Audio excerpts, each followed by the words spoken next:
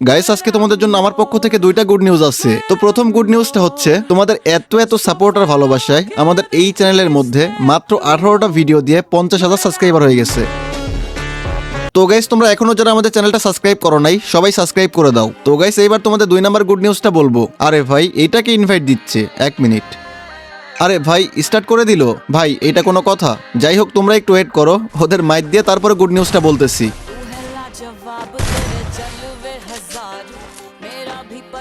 ভাই, এটা কোনো কথা? এ কি পোলাপান, দেখো রিভাইভ দিয়ে দিচ্ছে।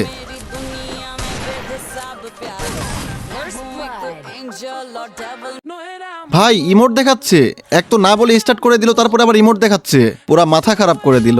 এবার দেখো ওদের কি অবস্থা করি।